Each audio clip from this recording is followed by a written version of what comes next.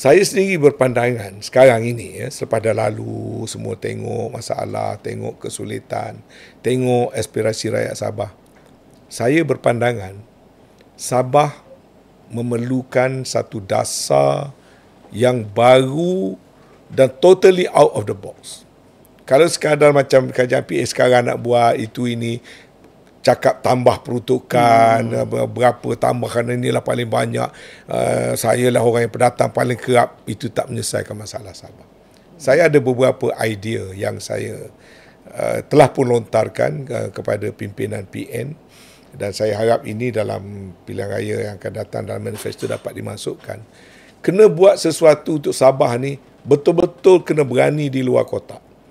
Ada 4-5 perkara saya rasa patut dibuat, dan boleh ditimbangkan. Yang pertama, berhenti kerajaan pusat berhenti menganggap Sabah satu daripada negeri. Kena buat full endorsement Sabah sebagai satu wilayah.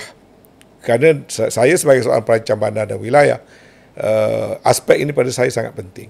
Kita tengok perkembangan di Indonesia, kita tengok perkembangan di Sarawak, kita tengok perkembangan secara regional.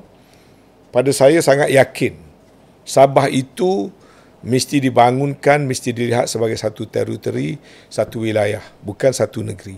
Itu yang pertama yang mesti dibuat, out of the box.